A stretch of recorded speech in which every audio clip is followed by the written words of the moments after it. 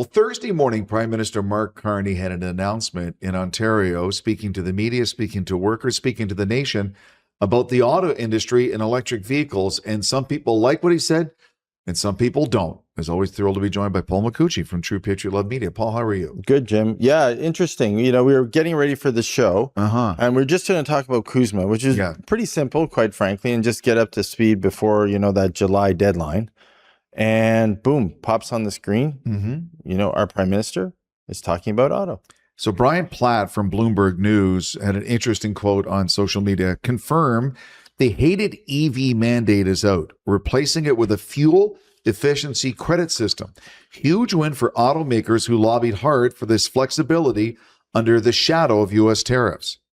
Well, it's interesting. And Pierre Poilievre, the real Pierre Poilievre, said common sense prevails. Mark Carney finally admits that the Conservative plan to scrap the punitive EV mandate was right all along. But Canadians won't forget this original flip-flop. We love lower taxes, not more targeted subsidies. And interesting, I got one more, Jim, I wanted to go through. Auto Expert, this is one. Don't be fooled by the 75% target. It's still a mandate by any other name. If the infrastructure isn't there, these efficiency credits will just become a hidden tax on gas vehicles. Yeah, and then just a quick quote, I'll paraphrase what Doug Ford had to say. We're on the same page for Team Canada. If you want to sell cars here, you have to build them here. Protecting our auto workers, Ontario, is my number one priority. So Ford's conceding that, look, if whatever, what car it is, if you build it in Ontario, he's like, as long as the jobs are here and the money staying in the province and going to tax and everything, infrastructure, then he's fine with it. And in the auto industry, we looked it up. They started building cars in Canada in 1904. It's been a big part of our history. For the majority part of our history, building vehicles, cars and trucks and minivans in this country, especially in Ontario, which is the center of it. Oh, yeah, we will. And, through the bad times, we've actually put about $2 billion in subsidies into the industry to keep it alive in Ontario. When recessions hit, we stepped in. We kept basically GM alive. Absolutely. Definitely by the loans and grants that we gave to the company to keep them here and keep them functional. I kind of feel that this announcement by Carney and the direction, Paul, is a tweaking, an adjustment of the auto industry in the country, that maybe the kinds of vehicles, the way they're built, the auto industry, how it functions, is evolving with the changing economy and the changing geopolitical issues we're dealing with, especially south of the border. Yeah. Oh, no, I think it is. But, it's interesting. So, he's always, Doug Ford, you're just on Doug Ford a minute. Their conversations, they've been back and forth. We've doubled down on EV cars. We said this on previous shows. Like, we basically, whether it be new nuclear plants, remember it be hydro, whether the battery plants, the battery plants up by Windsor and London and all up there, we've really doubled down on it. So when all this was happening and the Trump tariffs and the kerfluffle with CUSMA and everything was happening, I'm sure there was a lot of sweating going on, right? Because it looked like, quite frankly, with no backup and the big three automakers kind of on the way out, it was going to mean some terrible times for Ontario. So it's interesting. Let's go in for a minute. So we just got this, so I just wanted to walk through before we start the show. He called it pillars. So on the show, which I love pillars. He stole your line. Pillars. We have 9 pillars for True Patriot Love. True Patriot Love, is based on pillars. So his 9 pillars for his new auto strategy. The first one, to accelerate investment in Canada's auto sector, Canada's government will allocate $3 billion from the Strategic Response Fund. So in the budget, we did the budget show. There's a huge budget set aside for just these types of issues, and he's going to basically allocate $3 billion. Now, I don't know what that's for. He didn't really spell it out. I guess they're going to put retooling and stuff. That's what I guess. Yeah. They're going to put a subcommittee together. I think in the Q&A, they were talking about a committee that was going to figure out how to allocate the monies. If they're going to go to EVs and retool their plants or bring new plants in, I assume they're going to need to build those plants, or they're going to need to retool those plants. Tax breaks and whatnot, right? Yeah. Well, this is funding. So tax breaks are on top of it. There's a lot of, he did mention that inside the budget, there's a lot of basically tax breaks that make the effective tax rate on capital investment only about 13%. So he's dropped, I think he said 4% less than the US, making it worth people's money or companies' monies to make capital expenditures in Canada. So you can directly expense it. The tax rates dropped. So those are all good things. And that's the product super deduction, which will reduce the tax burden of those companies. So, and then $100 million from the Regional Tariff Response Initiative. So there's a lot of capital put on the table here. Absolutely. How it gets spent and how it gets retooled, you know, and who it goes to. And there was questions after whether it went to China, whether it had Chinese companies coming in, which, you know, the energy initiative, that was interesting yesterday. I don't know if you watched the energy minister on TV at CBC yesterday, but they were asking him several questions about the pipelines and Chinese companies coming in and actually investing and building the pipelines. And he was very elusive. He basically said, you know, if it works with the Canada Act, we're up for it, right? If the Canada Act allows it, we're up for it. So, you know, if you look at this, you know, this business, the automotive business, the Chinese are the leaders by far, right? So, and they make them cheaper. They make them the Chinese electric cars in Canada would cost approximately $35,000. Exactly, but they make they more than double the number of cars sold around the world from the U.S. So the U.S. sells roughly 13 million a year. The Chinese sell 31 million cars a year. Yeah, around the world. That's a big number, Paul. Right. Oh, it's huge number. It's huge number because we put in perspective. Canada buys, so our cars sold, new cars sold on an annual basis is slightly less than 2 million, 1.9 million. Yeah. So let's say for just our today, 2 million, right? So, you know, it's 6 times bigger in the US, you know, and 15 times bigger in China. And it's $1 trillion business in China. And it's, you know, it's cars. I was taking a look last night, getting ready for the show. The number one sales group in China, or one of the number one sales, it was a group called Chery. So Chery cars, SAIC, Chang'an, Geely, Great Wall Motor, BYD, Tesla China, and GAC. So those are kind of the top. So those are the cars that they see, and when they produce them, they're rolling them around the world at a low cost target. And right now, with the economy and people strapped for hard currency, if you can get an electric vehicle at a cheaper price than a Tesla or anything else, well, I mean, it's too appetizing to buy it. If you're going to save 25,000 to buy the Chinese one, eventually you're like, well, okay, I'll buy that one. Oh, yeah. Yeah. Because we remember, you and I are old enough to remember the hue and cry with Japanese cars coming to North America. Oh, yeah. And Honda and Toyota, and they were cheaper in that. And eventually people started buying them in big numbers because they were more affordable, dependable, and cheaper. Yeah. Yeah, big time. You know, it's interesting. So pillar 2, so Jim, and it comes to rationalize emissions reduction policies to focus on outcomes that matter to Canadians. Canada's new government will introduce stronger greenhouse gas emission standards that put Canada on the path to achieve a goal of 75% EV sales by 2035. That's not that far away. No, it's not. And 90% EV sales by 2040. So what they're saying, you know, reading between the lines here, is they're saying we're going to be given some greenhouse gas emission standards. Yeah. And those are going to actually influence us to switch over to EV cars. So it's, you know, that comment that I read at the beginning, that's what he's saying, right? He's basically saying it might not be a mandate, but it is a reverse mandate. So, you know, the old days, you remember it. We're not telling you, but we're telling you. We used to go to our mechanic, and he used to hook up that hose. Yeah. And you used to think, oh, I hope I pass. Oh, I don't know, Paul. And he used to come out and go, oh, we have to test again. You just go, oh my God, I don't know. Here's some more money. Yeah, exactly. But it looks like we're kind of going to be back down that path again, where we're going to go for emissions testings on our vehicles. So 3, to strengthen domestic demand by making EVs more affordable and reliable for Canadians, Canada's new government, I hate when he says that, will launch a 5-year EV affordability program. So this is the one where they're going to give rebates.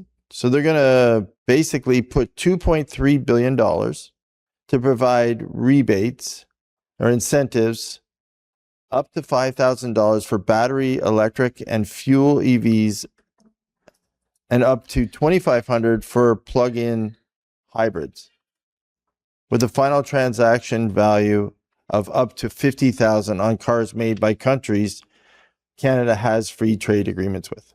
Okay, so just to go back to your one pillar, that's a load. That's a load. So the rebates, they hope will get us to the 75% of EV sales, right? They're hoping that with the rebates and all that.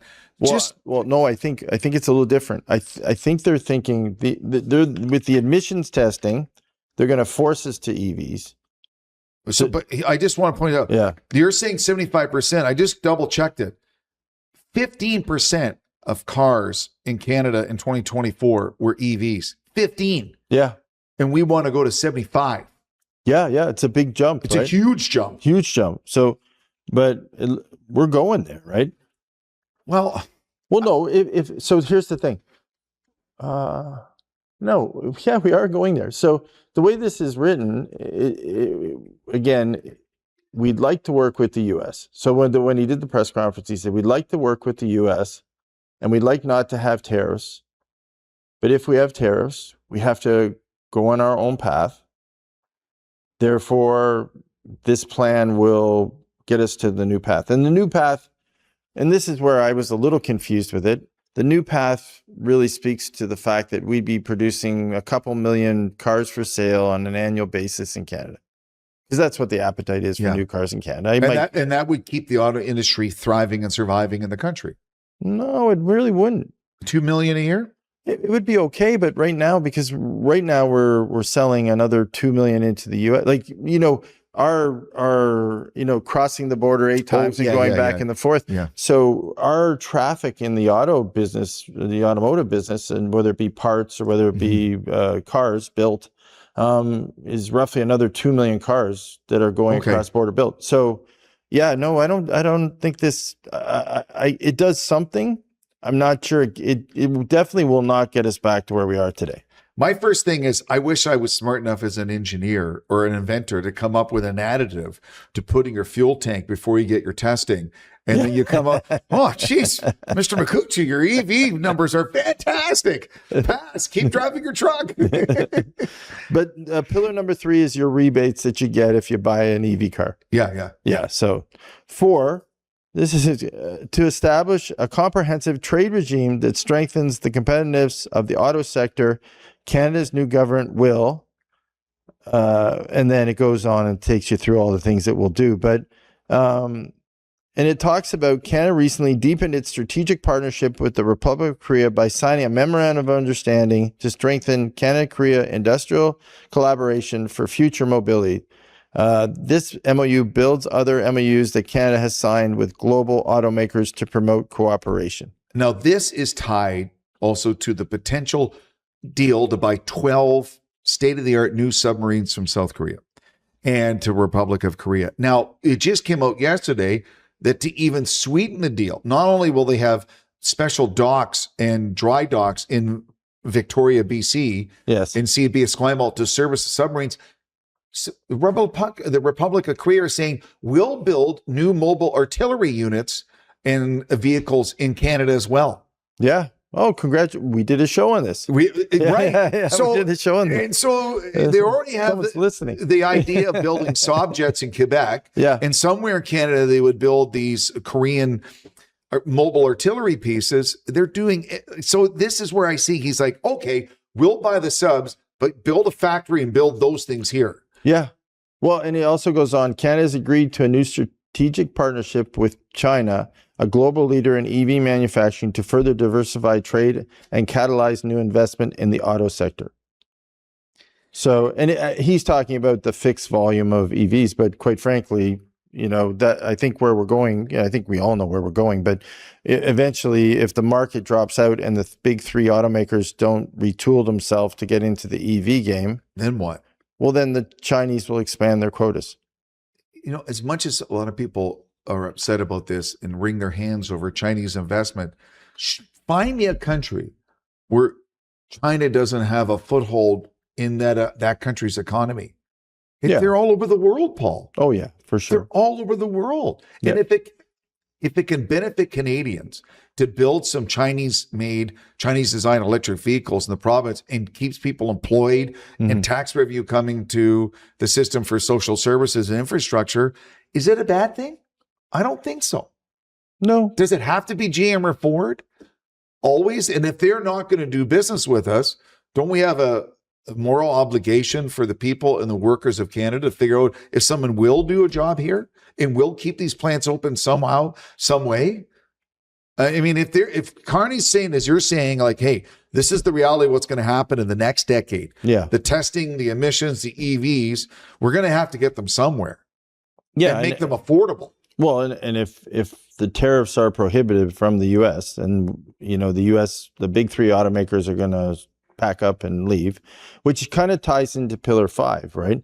To protect Canadian auto workers and businesses for immediate pressure while helping them bridge them to the future, Canada's new government will and basically provide grant sharing, prevent supports, and establish workforce alliances. So provide employment assistance and reskilling supports to 66,000 workers across Canada, including displaced workers, with a $570 million investment. Well, they're going to need to if we're already seeing some of the car plants are cutting shifts. Well, so the interesting thing, so just think about it. How many people are in the auto? So I think if I remember correctly, there's 130,000 people in the auto industry in Canada. That sounds about right. Yeah. Yeah, that might be off by some. And if I am, let me know. But so now you're talking about 66,000 workers possibly being displaced. So by, if half. It's a fairly mature industry. So I assume by the time they retire and do everything else, and the rest of them are going to be on the line looking for work. Yeah. And quite frankly, they're going to have to find something to do with them, right? Whether it's building Republic of Korea designed artillery pieces or Chinese electric vehicles or electric buses and trucks, it will be something. Well, and hopefully we make it a requirement, whether it's Chinese, Korea, or wherever these new cars are coming from, to your point, is to set down in Canada and use our steel and aluminum and those things, because we have to, right? Yeah. Yeah, we have to. So it's interesting, Jim. I went through and, I was getting ready for the show and I spent a lot of time on CUSMA. Mm-hmm. So, and, with vehicles have been a funny thing for North America as far as how countries have coveted. And I remember this back to when I was first started in business. You could show up and you could be pitching, a product or something going on. You got off a plane and said you were going to build an auto plant. You were given tax breaks. You were given employment incentives. You were given, people just went bananas if you said, and I remember. Well, that made a town. I remember the Magna guys, wherever they went, they were coveted to go there, right? They were basically, oh my goodness, they're here. Let's roll out the red carpet. And it was very interesting, right? Because a lot of times there was a net negative to the community from a tax perspective or from a revenue perspective. It created jobs, but quite frankly, they had to fund it. They had to fund the infrastructure, and they did, quite frankly. So, when CUSMA came up, it was the same type of, tug and pull that happened amongst politicians of the time, as we talked about, whether it's Trump and Trudeau and all those people. They still were battling over components and basically, and with a real specific attitude that they want to make sure that foreign entities could not surface in the automotive market in North America. So it's interesting how things have shifted. And I was going to get more into it today, but then I looked at this and I thought, wow, what a paradigm shift. Absolutely it is. Like this whole agreement, when you read all the, labor value content and how they determined components and the percentage of qualifying original destination of parts that go into vehicles and content, and all the formulas that went into determining CUSMA for vehicles to make sure that those parts were made in North America, made sure the labor rates that were used and the labor quality of the people that worked on them was fair and equal. And it was months and months of hard negotiation went into figuring that out. And now we've broken, it appears we're going to break that. That's what's signaling, is that that's not going to happen. And we're going to end up in Canada going in the opposite direction. Well, and I do find something interesting. So every modern car now, when you go to a mechanic, they plug a computer because that's how they diagnose the car. Yeah. That's the diagnostics. Yep. In that computer are microchips that are made in Taiwan. Yeah. So it's not possible to have a vehicle now, basically around the world, that is 100% all domestic parts. There will be some part of it that comes from some other country. That's just the way it is right now. Yeah. Oh yeah, it is. And it goes back and forth. But, and there's, I brought up Magnan, there's a few other ones, quite frankly, but aftermarket parts became a huge market in Canada. Absolutely. That has, I think, 700 parts suppliers in Canada right now. And, I was wrong early on. I just came to a stat here. Basically 12% of cars manufactured in Canada are sold in Canada. Yeah. So it's a huge number that goes outside of Canada. It's bigger than I thought, quite frankly. And that's where we've come to. So now, how do we function with that going away? That's where he's at. So and that was today. That was where he said. Now, I didn't think the EV, I'll be truthful with you. I was thinking when all the press releases were coming out last night, I thought he would eliminate the quotas, the mandate to go to electric cars, and he wouldn't bring it in. But he did. He did it in a reverse methodology.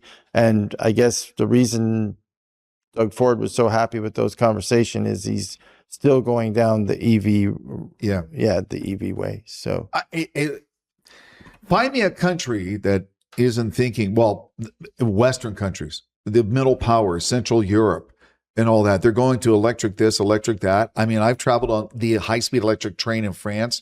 It was fabulous. So for a lot of countries around the world, electric trains, trucks, cars, and vehicles are just a way of life. Mm-hmm. And it's great that he's doing all this. But part of his, Mark Carney, and all levels of government is building a hydroelectric infrastructure to the point in this country where you can be in a small and medium-sized town far away from a big city and be able to plug your vehicle in. Mm-hmm. And until that happens, that's the big challenge, Paul. Yeah, no, it is a big challenge. Now, he's got to, again, it's transitioning into that challenge and then figuring out what to do with those people who are currently here. Yeah. And I was right. There's 130,000 people directly in the auto industry. Indirectly, there's 473,000 people in motor vehicle sales and services. Yeah. So that's 2024 stats. So it is bigger than I thought. And that's going to be the challenge, is getting them through it. Now, it's interesting. You look at, so let's talk about it for a minute. And this is something that I know, Ian Lee, who's a professor at Sprott School of Business, he's talked about. I know Dan McTagg's talked about it, right? The auto industry gets this, as I mentioned, a lot of this focus, but there are people that believe that the contribution to GDP outside of all the subsidies and everything we give to it isn't as big as we think. Well, and it's funny you say that, because if you talk to Doug Ford, that's the holy trinity of the economy in the country is the auto industry. How dare you even mention that? Yes. So the separating fact from fiction is not easy. No. Well, with the political spin and the media or the reporting. Yeah. Because it's a lot of it's like, if we lose the auto industry, we lose our economy. Yeah. But as you're saying, that's not necessarily true. A lot of times when they report the stats for the auto industry, they put kind of oil and gas in there. So when you kind of take everything out and you take a look at it, it tends not to be as big as we think. Mm-hmm. So, and I'm not downplaying it. It's a lot of jobs, and it really is jobs in politics and unions. It would hurt the towns if they lose their and the towns. So it's very targeted and specific to areas that that basically their ecosystem is based on those auto plants, which very, how do we see, you remember a lot of American cities, in the old days when the mining dried up or when the manufacturing they call dried it the up. Rust Belt. The Rust Belt. Yeah. Yes, exactly. Right. Pennsylvania and Cleveland, Ohio, Erie, exactly. Buffalo, all those places. Yeah. They remember when it all dried up and it just, that's it, right? It was over. And for a lot of them, nothing came back. Well, and that's part of the Trump scenario, right? He wants to bring them back. He wants to open them back up. And again, I've always struggled with where he was going to find the people and the resources to do that. But, that's to be seen, I guess, as we go forward. So auto, I guess now we wait. Now we're waiting now, again, as we talked about on the other show, we wait till July. And in the interim, I guess we've put our cards on the table. So this is a very interesting negotiating strategy, right? We've put our cards on the table and we've said, here's where we're going to go. You tell us what you want to do next. So it's, again, whether it be Davos or whatever we're doing, our prime minister has taken the stance that he's going to lead in this conversation. Which goes back to the previous show. You mentioned that, hey, we've done deals. Yeah. We're ready to go. We're not waiting for July 1st. Yeah. We're just simply not going to wait around. There's too much at stake here. Yeah. We have a plan. And, if you say you're not interested on July 1st, okay. Here we go. Yeah. All right. Now, let's go to another industry for a minute. So I'm going to kind of move away from autos for a minute. Steel and aluminum. Yeah. So now we're in the steel and aluminum. So primarily Ontario and Quebec, Hamilton, Saginaw in Quebec. That's where we, see our smelters and our mills. And so the issue now is becoming, we've been living with tariffs. This started in our previous show, I think in 2018 when Trump, or 2017 when Trump got in, right away tariff, steel and aluminum tariff, right? And then, we reciprocated with tariffs. And so we've been doing these reciprocating tariffs on steel and aluminum for, a decade. Mm-hmm. Mm-hmm. And it continues. I forget which address it was recently, but he actually came out and he said, we have more steel plants opening up in America now than you can believe. Oh, Davos. It was Davos. In his Davos speech, He actually said that. He said, I don't need any of you now. He says, I have more steel plants opening up. So now, unfortunately, Canada has been very reliant on the U.S. We talked about it earlier. Most of our steel is exported to the U.S. There's only a small amount. It's a very tiny amount goes internationally. Our aluminum, we're in a little more robust situation because we have the ability to use our aluminum for power generation and other things that are more valuable, and we can keep producing it. And given, Quebec and bauxite and everything we have the ability to produce very good aluminum. So we do have some advantages there, but I think in our steel world, we're going to struggle a little. And I think our market is probably going to contract substantially. But this ties into some of the deals that Mark Carney is making. If he makes this submarine deal with South Korea, right, part of it is he's going to use Canadian steel to ship to Korea to make those submarines. So that's creating a market there, using steel for all sorts of different major projects. They're building a whole series of state-of-the-art guided missile destroyers in Halifax at Irving Shipyard, shipping Canadian steel down to the dockyards and the dry docks in Halifax to cut the steel to build those ships. Right. So by doing a lot of these, especially with the armed forces, the huge spending spree, and some of these other major infrastructure projects he's talking about, he's trying to think doing it with an eye to Canadian steel and aluminum. So at least there's some business happening there. Algoma in Sault Ste. Marie and the big steel plants in Hamilton. Yeah. Well, and it's interesting. So I think it was, we shipped $6.3 billion worth of steel in 2024 to the U.S. The U.S. shipped $3 billion back to us. And there's different types. We did a show as a really great guy. It was when we started, and he owned a steel mart, or he ran a steel mart. And quite frankly, it was a really good show. And he educated us on the types of different steels. They're not all equal. Round steel, Yeah, flat steels, aluminum. So he took us through it all and which ones come from where and why Chinese steel tends to have some challenges with imperfections and quality. So he took us through why and how, and it was very good. And his analysis was we weren't going to have a problem. And I hope he's right. But he basically said that we would over time, we would gravitate, if the U.S. went away, to make the steels they were providing. So we would lose the $6.3 billion that we ship to the U.S. Mm-hmm. We would do our own internal trade, which is roughly $3 billion inside of Canada, and we would replace what the U.S. was shipping. So our net $6 billion would be the same. I hope he's right. Yeah. And it was a very interesting conversation. That gentleman definitely sounded like he knew what he was talking about. Yeah. He was very knowledgeable on the subject, Paul. He was very good. And so he thought that the net of over time would balance out. Yeah. So fingers crossed, I'm hoping that would happen. But I think we all know at this point, the steel and aluminum business to the U.S. is eventually going to disappear. But that is why Carney is working so hard, traveling around the world, trying to cut different deals to different countries, maybe markets we've never thought about before. Because every year, if you're selling that much aluminum and steel to America, why would you break your back to cut deals with other countries? You don't need to. It's right there. But now they have an incentive to sell huge amounts of steel and aluminum to countries around the world that are not America. Yeah. And that's really one of the reasons Carney got elected, because everyone thinks he's the one that can cut those deals.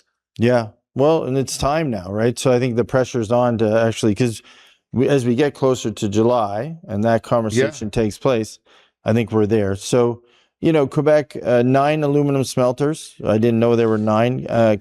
Kitimat actually has a smelter for aluminum smelters, right? Mm-hmm. And of course, Ontario, as we know, we have Algoma and all the stuff going on. Those are huge plants. They're huge plants, huge number of people. So that's why I believe in the next 4 to 6 weeks, Paul, sometime late February, early mid-March, Carney will make the announcement about the submarines, and that deal will include Canadian steel and aluminum. Well, the military, you were before the show. It's interesting. You and I were sitting there, you were on your phone. You were talking to me about defense, and you were saying, we got to get to 3%, and that's about $35 billion extra dollars we got to spend.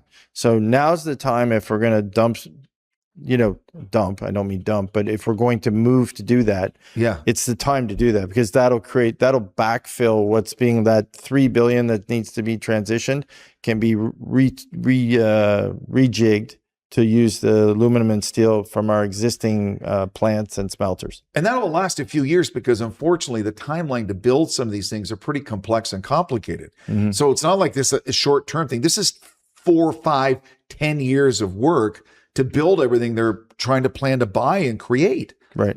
And that helps. And he's put, as far as programs, they've basically, they've allocated about $2 billion. I was looking at before the show, about $2 billion in assistance to help that happen. Mm-hmm. So the funds, the budget, as we went through, had a lot of questions and a huge deficit.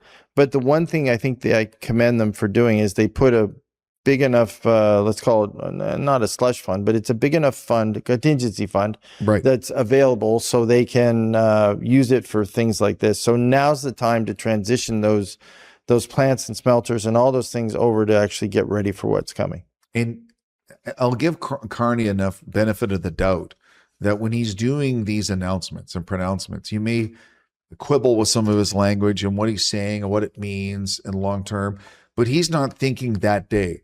He's thinking 6 months, 2 years, 10 years from now, how it'll benefit these plants and these manufacturers and these industries in Canada. He's trying to play the long game, where Trump is just every day waking up when he goes to the bathroom, sits in the toilet and tweets something crazy. He's not, but Carney is. A little bit of, and again, having lived in both places, it's a little bit of different characters, right? So, the American go, rah, scenario, he's like, I want to build, I want to go and build steel mills. They go and build steel mills, right? It's just like overnight they're in play, and there's, you know, and I don't disagree with him. He probably does have 100 mills coming up. Maybe. I know he wants to build battleships. No one's built a battleship in any navy since the 1940s, and he's declared he wants to build them now. That's the problem. So they're going to need a lot of steel if they're doing that. The problem is people. Yeah. Right? The problem is people in training. Oh, like yeah. That's where I think he falls short. I don't think he fully gets it. How, and you know, having worked there and having spent time there, quite frankly, you know, as you do all these things to remove people, and you're you know, going through and looking at your immigration policies, you know, you do need to have a healthy population that's willing to go back into that plant and stand on that line and do that work. And that's something that I just didn't see when I was in America. I'll be truthful with you. When I left America, there was none of that happening. So if you're going to the bowels of a ship and welding and upside down, yeah, right. I mean, talk about specialized skills and some of the jobs in the skill set it takes to do things. If you watch the show Landman, you know, Taylor Sheridan, they do a great depiction of what it is to be in an oil rig and drill. How bloody dangerous it is and how hard it is. Oh, they get killed. They get limbs cut off. Oh yeah. All the time. And so maybe an 18-year-old graduating high school in a middle class in Oxnard, California, doesn't want to go work in an oil rig offshore and maybe get his arm ripped off. Right. Well, that is if you avoid a drug problem, gambling problem, you know, you don't get killed or murdered in one of the camps, and you get to actually survive working every day to get out and get done, some money. Well, they say, you know, you got a decade lifeline on. So if you're going to go do that for a decade, you're running, and if you make it, which in the show they talk about, right? It's time for me to retire, right? Yeah. Before it gets me. And it does get you. It does get them, right? So that's why there's only so long you can do it. You know, because the reason I bring it up is Trump is talking about, as you say, well, we're going to do this and this and get these. Well, there's all these young people graduating high school, college, and university that he thinks are going to take all these jobs. But the stats and demographics have shown, Paul, that they'd rather do these jobs. I don't want to do that job. So then what do you have to? Well, you're going to have to bring people in from out of country who are willing and able to do those jobs. You have no choice. Yeah. Because that's not for everybody. But then they'll become wealthy. Absolutely, they will. Can you imagine what a welder makes in some of those shipyards? Exactly. Because how dangerous it is? Yeah. Well, that's the higher, you know, the higher education conundrum right now, right? Do I go get a trade, or do I go get a higher education? Quite frankly, in America right now, you'd probably be going the other way. To get a trade. Yeah, you'd be crazy, right? Yeah. You'd be crazy. If your kids are coming out, would you want to take the loans and the challenge and hope that they can, you know, make it through the competition, right? You know? I'm living it right now. Exactly. So the last one I had for today, right, and I want to go through is energy. Yes. And I left it for last because it really isn't last for Canada. It should be first. I want to talk about it. And I just wanted to hit on it because it is our biggest leverage. Absolutely it is. It is, and we don't talk about it, and I'm sure they're talking about it. I'm sure behind the scenes in you know, the Liberal caucus and around the table, they're talking about it all the time. But, you know, from a natural gas perspective, I was taking a look this morning. In 2024, Canada exported 8.8 billion cubic feet per day of natural gas to the United States. This marked an increase of 8.1% from previous year. Canada supplies approximately 99% of its natural gas imported into the U.S. and accounts for 9% of the U.S.'s natural gas demand. That's a big, big number. Yeah, we're a big player. We're a big player in that, and we haven't even tapped that. No, and we're just starting to do the liquid natural gas and ship it to the Asian markets. Exactly, right? And we export into the Midwest, West, and East, you know, primarily into the Midwest and West of the United States. You're talking Chicago, St. Louis, Denver, all those kind of cities rely on our natural gas. Yeah, Midwest into Oklahoma. Yeah. So that's where we're sending our natural gas, and we're a huge player in that. And quite frankly, that's not an overnight disappearance. So at the end of the day, if we said we need a tariff on that, over time they might replace it. Over time they'd find, but I still think this is it. This is why it's such an urgent need to expand pipelines to Churchill, to the BC coast, and create other markets and sell liquefied natural gas and heavy oil to all these Asian and European countries. So if anything happens with America, they still have markets and still have the way to get it there. Right. Well, and that was the conversation yesterday with the energy minister. Yeah. You know, when he was questioned about whether the Chinese investors were going to actually build the pipeline. So now pipelines, oil and gas or crude oil exports, right? 4 million barrels to the US each day. It's a lot. That is a lot. Yeah, it's about 130 billion a year. Right. Is what's moving back and forth, right? So, and we make up 60% of imported oil to the US. I mean, it's a huge amount. It's a huge amount. And right? think about how cost effective it is. You're just laying a pipeline from one field on the Canadian side to another field to the American side. You're not crossing oceans. You're not worried about super tankers. I know. It's the easiest transaction of oil and gas on the planet is from one country to the other. And unfortunately, we've picked a fight in Canada amongst ourselves over it, which it seems, again, I get why, you know, we do the Dan shows and we do a bunch of shows on this all the time. It's almost like EVs. At some point, whether I like it or not, I might not love EVs. I don't. But we're probably going to be driving them someday. But it looks like we're going in that direction. Yeah. But we picked a lane. Yeah. So good. We picked a lane now. You know, let's wrap it up. We are, you know, quite frankly, we picked that lane a long time ago in Ontario when we basically, you know, put so much money into those plants as we talked about.